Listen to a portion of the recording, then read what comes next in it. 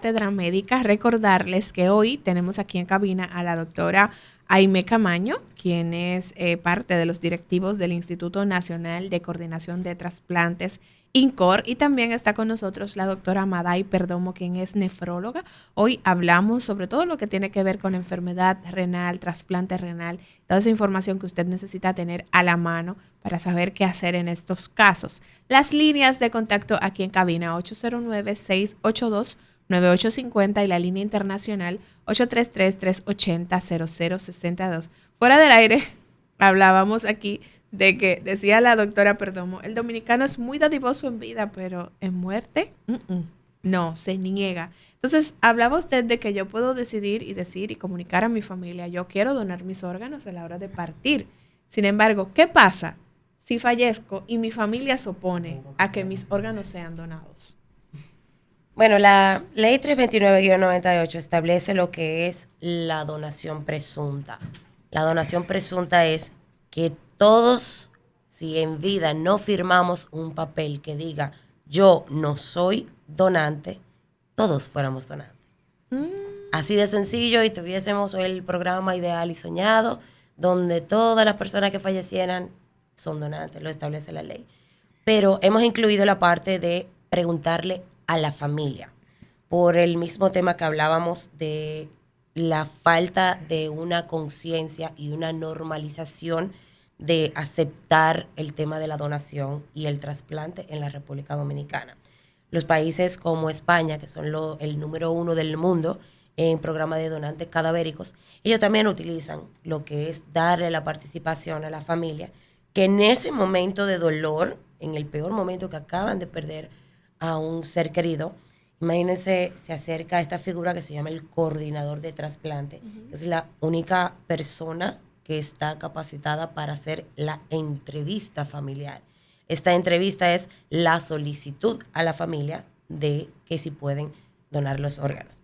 Pero como comentábamos hace poquito, realmente hay unas razones, hay unos mitos y leyendas muy arraigados en la población dominicana que nosotros como INCOR ya llevamos muchos años tratando de combatirlas, de explicando realmente cómo es el proceso, creando materiales visuales, dando charlas en hospitales, en escuelas, en universidades, en todos los lugares donde el INCOR puede llegar y hablar sobre la donación y trasplante, porque necesitamos fortalecer la cultura de donación.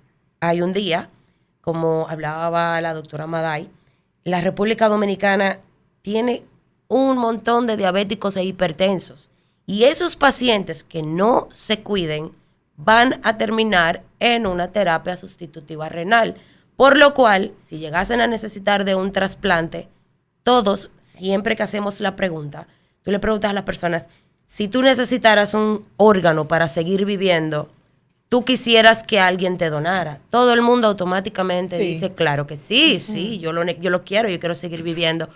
Pero cuando la pregunta es al revés, de si tú llegase la oportunidad de tu familia tener la decisión o tú tener la decisión de tu familiar para donar, ¿realmente tú le darías la oportunidad a otras 8 personas que tal vez en ese mismo momento están esperando que le llegue la llamada más importante de su vida, de decirle, hubo una donación y tenemos un órgano para ti? Importante eso, quiero que lo detallemos luego de escuchar a estos oyentes de cuántas personas pueden beneficiarse con una sola persona que decide donar. Buenos días, Cátedra Médica. Buena, que se está frizando la emisora en la mañana. Se está frizando la emisora. Vamos a comunicar eso al equipo técnico. Atención ahí para que verifiquen que ande todo en orden. Entonces decía, con un donador se pueden beneficiar 8 personas que están ahí debatiéndose entre la vida y la muerte y que necesitan un órgano para poder seguir viviendo. Es así. Y si incluimos la parte de los tejidos, entonces ya tenemos un mayor número de beneficiados. Cuando incluimos los tejidos, vamos a hacer un aproximado. ¿Cuántas personas se pueden beneficiar? Digamos, podemos obtener válvulas, ligamentos, huesos, tejidos, arterias, venas, córneas, piel. Todo eso puede ser una persona que se beneficie. Entonces, por eso es muy importante también tener en cuenta la parte de los tejidos, Porque si hablamos del paciente renal, el paciente renal tiene terapias que lo pueden mantener en vida mientras tanto, pero lamentablemente un paciente que necesita un hígado, un corazón y un páncreas no tiene la oportunidad de una terapia. Lamentablemente, en ese país, si a alguien se le dice, mira, necesitas de un trasplante de hígado, si ese paciente no se trasplanta a la mayor brevedad posible, el paciente va a fallecer, lamentablemente. Por eso le damos respuesta también a la parte hepática y a la parte de páncreas. Pero algo importante, así como te comentó ahorita sobre la resolución renal, actualmente el INCOR está trabajando en conjunto con la CISALRIL preparando la propuesta de cobertura para el trasplante hepático, para el trasplante de médula ósea, para el trasplante de páncreas y el trasplante cardíaco.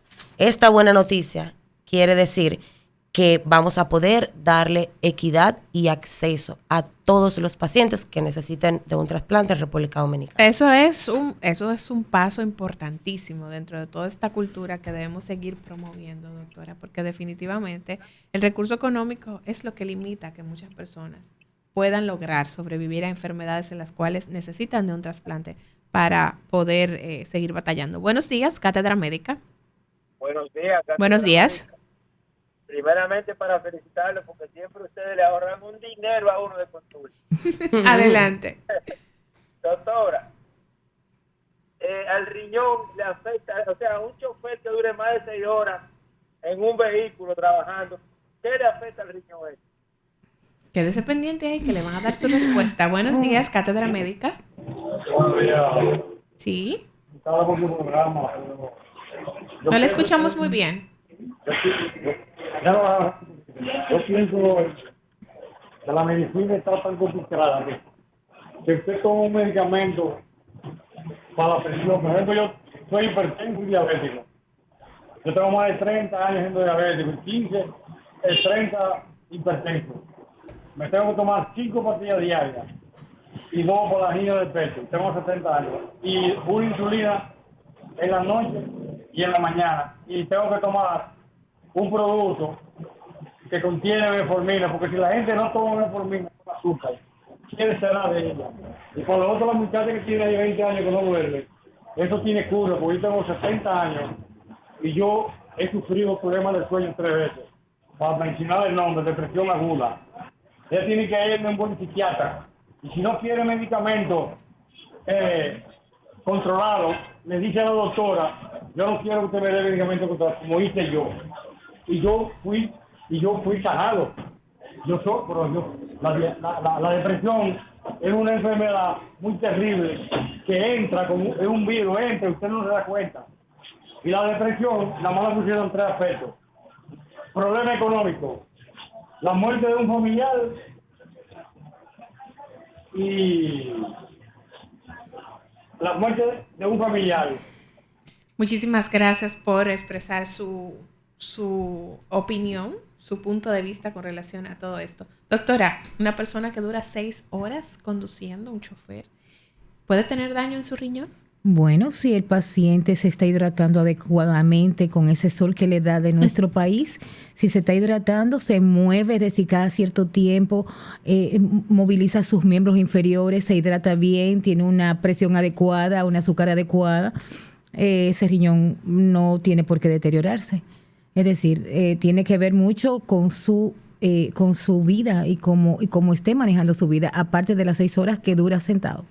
Tomando en cuenta lo que hablaba de los factores que pueden influir en que aparezca una patología en el riñón, que ahí está involucrado el tema de la diabetes, la hipertensión. Este oyente que llamaba un paciente de 70 años, que es hipertenso y que es diabético, pero que lleva toda su medicación, un paciente controlado, tanto de la diabetes como de la hipertensión, ¿puede llegar a tener daño renal pese a que se mantenga controlado? Es que tenemos 2 enfermedades que me dañan el riñón. Uh-huh. Me encanta la actitud de ese oyente. Tiene una actitud sumamente positiva y eso ayuda. Claro, claro. Pero si ese oyente tiene tantas patologías, anginoso, utiliza muchísimos medicamentos, utiliza metformina, es decir, su endocrinólogo y su nefrólogo deben estar de acuerdo de cómo está esa capacidad funcional del riñón, de que todavía la está usando, es decir, y sobre todo la actitud de ese oyente es sumamente importante porque él es positivo y eso tiene que ver mucho con las enfermedades crónicas. Excelente.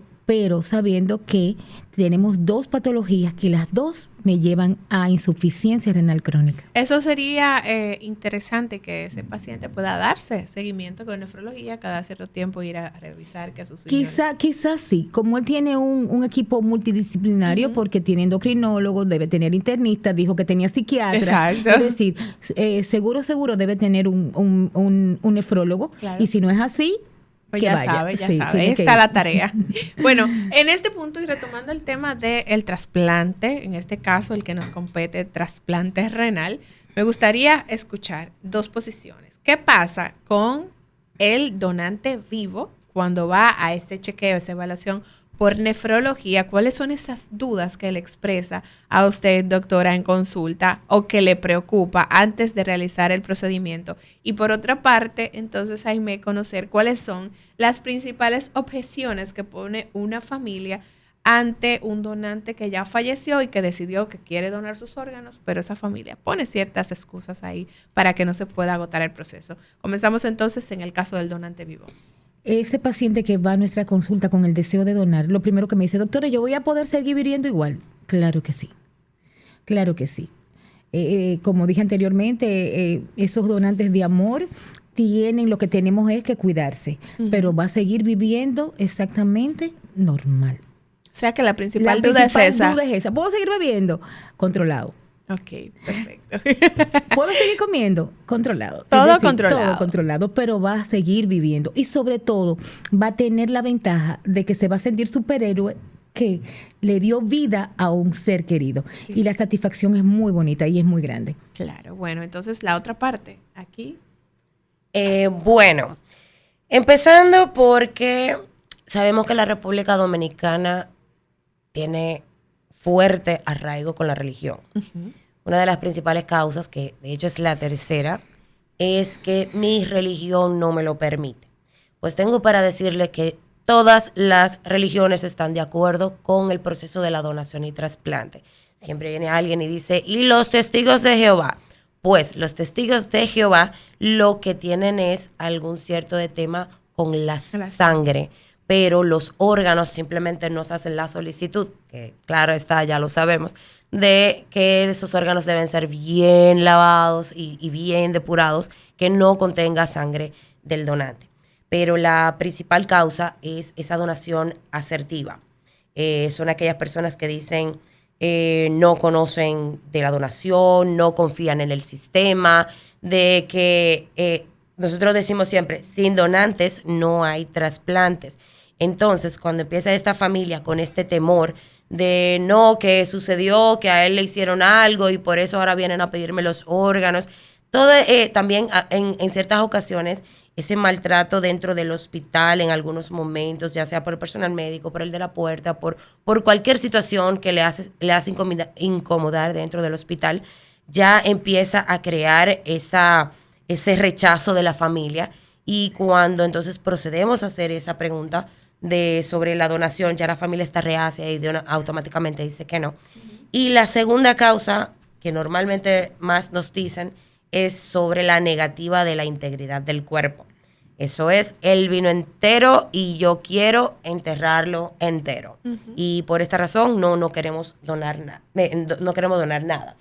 Y la última es que el dominicano común que siempre quiere ya llevarse a su familiar, llevarse su cuerpo, y es la premura en la entrega del cadáver. Cuando hacemos la solicitud de donación, ellos dicen, no, ya, yo me lo llevo, y lamentablemente no piensan en darle la oportunidad a ese grupo de pacientes que se encuentran en lista de espera y poder ayudarlos a salvarles sus vidas.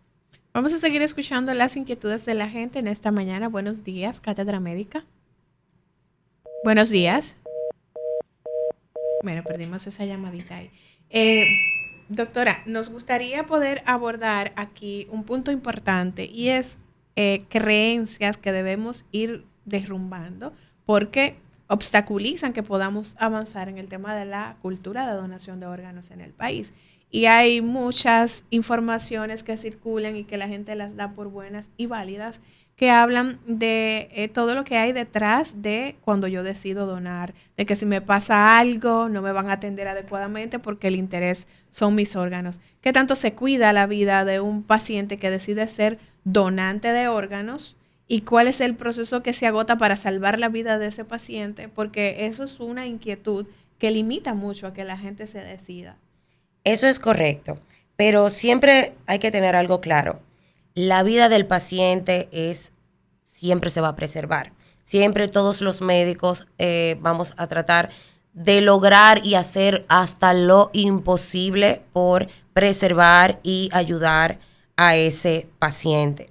Ahora bien, si ya el paciente ha fallecido, y no cualquiera, para la parte de órganos, como les decía ahorita, necesariamente debe ser un paciente dentro de una unidad de cuidados intensivos, conectado a ventilación asistida y con diagnóstico de muerte encefálica.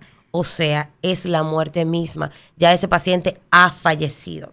Y si el médico coordinador ve que la familia no entiende que su familiar ha fallecido, no se procede ni remotamente a hacer una pregunta sobre donación de órganos. Para llegar a ese punto, ni tampoco antes, mientras el paciente está ingresado, nunca jamás se toca el tema de la donación para evitar ese tipo de pensamientos. Claro. Entonces, cuando ya la familia entiende que su familiar ha fallecido, es la primera vez que se va a hablar sobre el tema de donación. Y también importante, el INCOR no sabe quién es donante y quién no es donante. Nosotros no llevamos ese registro que dicen por ahí de no saques el carnet porque tal vez ya te van a tener en la vista. No. ¿Y quién maneja esa información entonces? Toda esa información es simplemente estadística. Okay. Es para tantas personas hicieron la solicitud del carnet de donante. Pero al momento de que hay un paciente ingresado en un hospital, la única manera que nosotros nos enteramos en el INCOR es porque alguien se acerca a ese coordinador de trasplante que tiene el centro y ese coordinador hace la notificación para el inicio de la logística de la coordinación para esa donación, que esperamos que siempre terminase en un trasplante. Pero nosotros no sabemos en el hospital quién quiere donar y quién no quiere donar. Eso ya es la familia que hace la notificación. Entonces, doctora Maday Perdomo, cuando llega un paciente que ya tiene una insuficiencia renal, que requiere una donación, que requiere ese trasplante de riñón, ¿cuál es el proceso que agota usted como especialista con ese paciente y cómo llega ese paciente hasta INCOR? ¿Usted lo acompaña? ¿Cómo se da todo ese proceso? No, los nefrólogos tienen la capacidad de comenzar a preparar estos pacientes para que sean trasplantados. Uh-huh. Hay algo que se llama lista de espera. Uh-huh. Es una lista de espera única. Okay. Entonces, pero hay 2 lugares donde se están trasplantando, que son los compañeros que están en Secanot, los compañeros que están en la Plaza de la Salud y en Santiago el HOMS. Entonces, nosotros podemos preparar, llamar a nuestros compañeros, si el paciente asegurado o no asegurado, uh-huh, y decirle, mira, tengo un paciente aquí de tantos años con tal diagnóstico que quiere ser ingresado a lista de espera. Lo podría hacer yo directamente como nefrólogo, pero uno lo manda al hospital donde le van a dar un seguimiento adecuado para la valoración multidisciplinaria que te dije anteriormente que tiene que ser. Uh-huh. Entonces uno lo manda o a Plaza de la Salud o lo manda a Secanot. Entonces, en este tema de la lista de espera, Aimé, ¿cómo se va agotando todo este tiempo? ¿Y qué pasa cuando hay un paciente que está en lista de espera, pero decide un familiar donarle? ¿Cómo se hace ese procedimiento para que ese paciente quizás no tenga que esperar todo el tiempo que requiere en el turno que le toca dentro de la lista? La lista de espera es manejada por el INCOR, pero tener claro que es un programa, es un software. Cuando aparece un posible donante en un centro y ya se le hacen las pruebas de histocompatibilidad, ese examen de ese posible donante se envía al INCOR y se machea con todos los pacientes que estén dentro de la lista de espera. Lo que le da puntaje a cada una de estas personas son ciertas características que están establecidas entre la ley y las normas que tenemos.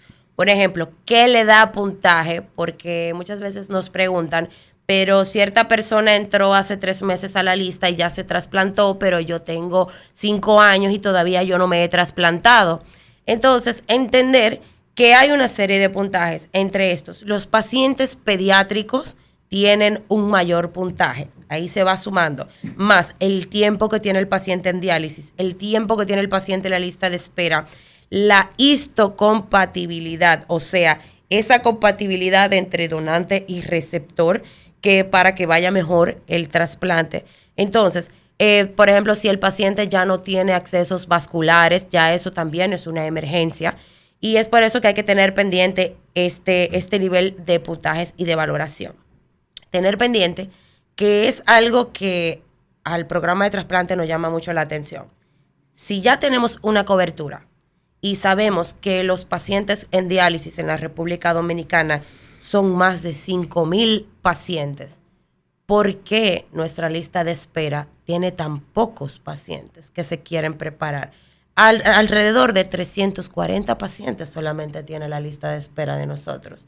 Y entendemos que debe ser que o el mensaje no sigue llegando a los lugares que debería de llegar, que los pacientes no se están enterando de que tienen una cobertura.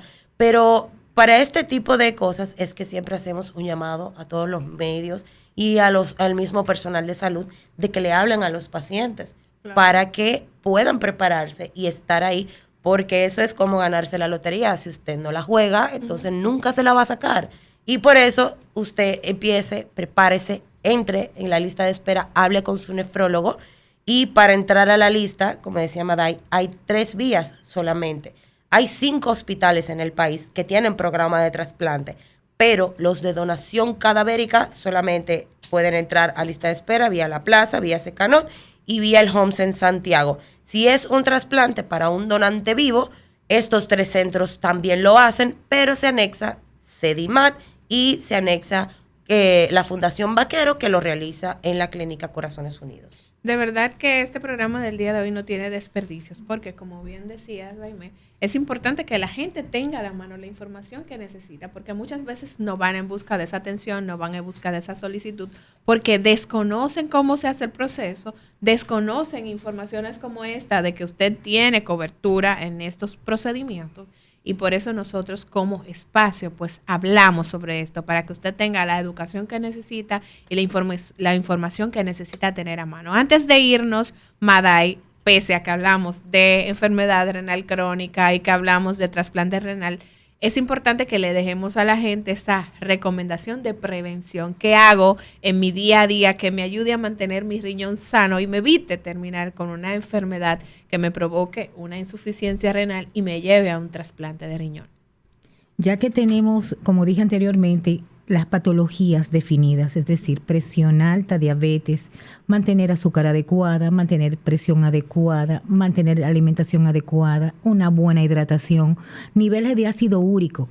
El ácido úrico es sumamente importante porque me aumenta la progresión del daño renal, la hidratación, evitar nefrotóxico, evitar esas cantidad de comidas altas en grasas, altas en carbonato cálcico, evitar todos esos pigmentos que usamos los dominicanos en nuestras comidas, buena hidratación sobre todo, y visitar a su especialista y visitar al nefrólogo cuando tenemos una patología de estas que mencioné anteriormente. Excelente, de verdad muy agradecidas de este aporte que hace el INCOR para Cátedra Médica, de enviarnos a sus especialistas a poder llevarles a ustedes toda esa orientación que necesitan. Gracias, Jaime. Gracias, Maday. Estas puertas aquí en Cátedra Médica van a seguir abiertas cada ocasión que lo necesiten, porque el interés de ustedes es educar y el nuestro también. Así que aquí estamos para que podamos ser útil. A ustedes, gracias por el favor de su sintonía. Será hasta el lunes, cuando nos reencontremos aquí en nuestros acostumbrados lunes de catedrático.